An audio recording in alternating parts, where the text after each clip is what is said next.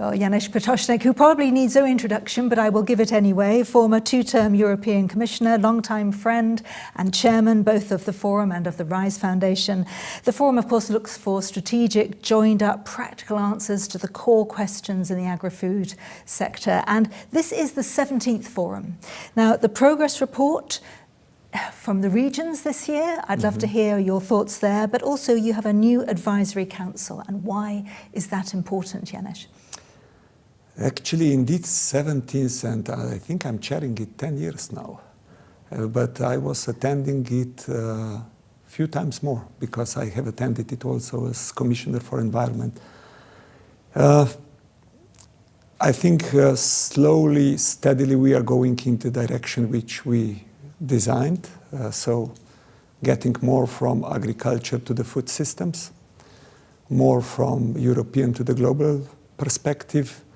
Of course, taking into consideration the reality which is changing around us.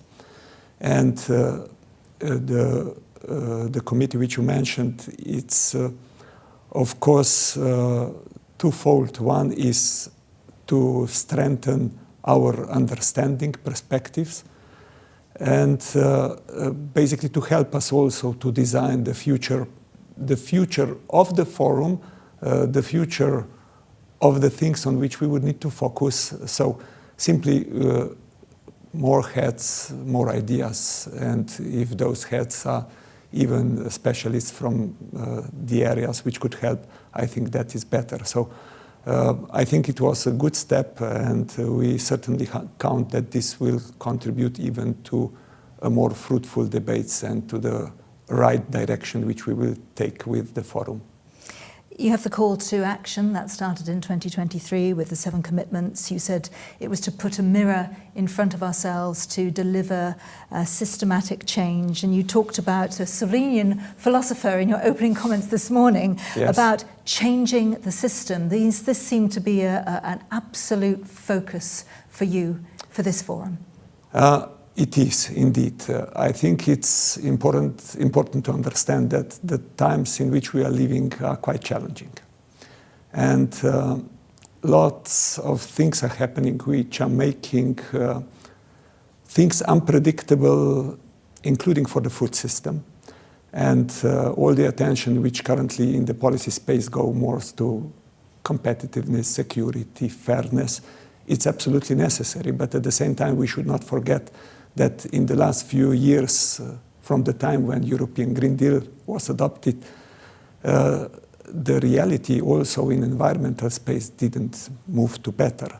So I think it's critically important that we integrate those things together and that we understand that only if we will simultaneously look at all those elements that we can actually find the right solutions. One of the speakers was actually giving to Stephen the Rubik Cube. But that's exactly an example which I'm using whenever I speak about the systemic change and approach. So when you try to put the cube together, if you follow just one interest, let's say competitiveness, and you fix one side and let the other side unfixed, this will not solve the problem. Yeah. So you need to think systematically, and I think Rubik Cube is an excellent example how one can do that. We, of course, talk about the thread of sustainability very importantly running all the way through this. Yeah. And when you look at the future vision published in February by Commissioner Hansen, is that focus? I know there are all the sides of the Rubik's Cube, but that has to be a golden thread running through all of this, or a focus as you get all the sides in the right color. I mean, sustainability, it's not only about environment. Sustainability, it's about the balance of our lives. Yes. And you need to take into consideration practically all things from the social, economic, environmental angle. And I think it's important that simply you always keep that in mind, because if you would ask me the easiest way to answer why the things needs to be sustainable in the future, it's otherwise they will be unsustainable. So it's common sense. So we simply need to try to think in that way. I was actually also during my term as Environment Commissioner introducing the circular economy logic. But circular economy logic, it's simply using common sense, you know. It's nature, it's all based on circular logic. Nothing in nature is lost, everything has its purpose, you know. And the only serious question behind is, are we humans part of nature? And if we are part of nature, why do we not behave accordingly? I mean, when we look at resource use being at the heart of what you describe as the triple threat of crisis, planetary crisis, climate change, biodiversity loss and pollution, then today you also zoned in on water stress as a particular important area to look at safeguarding. Indeed, I think it's very important thing which we see and face in our daily lives. And it's terribly important also for the people sitting in the forum, because according to science, first time in the human generation we have actually witnessed that the water cycle is out of balance, which means more floods, more fires, more everything, more extreme weather events, and all those extreme weather events we have to understand that farmers are in the front line, and they will in the first place cause economic costs and other quality life costs to them. And of course, they have all the right and we have moral duty to help anybody who is hit by those extreme weather events. But we cannot expect that if water cycle is out of balance, that the things will soon get better. So indeed, we are in a way fixing with our behavior today the reality of the future generations. For our generation, we are a bit late to fix it. So, but this responsibility is certainly in the air, because as parents, if we think anything long-term, is how to actually provide a long-term quality of life for our kids, for our grandchildren. But sometimes when we go then to our daily lives, to our economic, which is driving our behavior, we somehow think till tomorrow, till next day, till next year.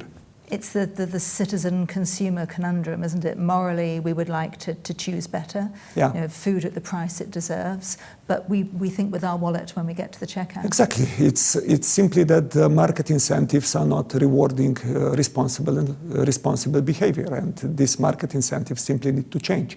They are not rewarding responsible behavior, not of the consumers, as you mentioned, but also not of the producers. So it's obviously something wrong there in the market incentives. And you always talk about values, Janez, as well. So, you know, social inequality in its widest context being one of the most important, having an important environmental impact. We talked about it being 1 minute to midnight when we look at, at the threats that are there, and they are existential. There are some that are very man-made, if we look across the Atlantic, perhaps. And yet, you've said that progress is slow. And I wonder, you know, we must be less than 1 minute to midnight, you know, when we look at the way we breached the 1.5 degrees rising temperatures, when we look at, you know, the global warming in over 100,000 years at its maximum. So what's your message to try and speed up progress? We humans do react if we see something as serious and if we are feared of the consequences. Typically was the COVID example. Now we see it when we have security threats. We obviously don't see climate yet as 1 minute to midnight. We see that the things are happening, but the effects of those happenings are actually more or less already to us now, but unfortunately they are not irreparable quickly. And that's what we have to be aware. And I think I'm normally closing my presentations always with a quote from the most famous Belgian Hercule Poirot, the detective, as you know. He was once asked why he's speaking about himself in a third person, and his reply was something like that: if somebody is so intelligent like myself, you need to establish a healthy distance to yourself. And I think that's exactly what is the challenge for our generation, establishing a healthy distance. We are not the first, we are not the last, we are not the only one, and let us consider that in that way and take that responsibility seriously. And we had, of course, a NASA astronaut opening our session, Mike Massimino, who said it's all about the mission. And that there's nowhere else out there. It is about being citizens of the Earth. Janez, I know you always say the future will be green, or there will be no future at all, but I'm sure you're going to say it again to the forum today. Yeah, it's all about the mission, but a bit it's also about a mission. So yes, indeed, I think we should never forget that it's actually the optimistic people who are changing the world. And we need to keep that optimism, but at the same time defend the truth and be clear about the messages which we are receiving from science, because nowadays it's a bit difficult to be science-based and optimistic, if I'm honest. Well, we'll leave it on a balanced note, I guess. Yes. But, you know, a truth nonetheless. Janez Potočnik, thank you very much and enjoy the rest of the forum today. Thank you, it was a pleasure, like always. Thank you.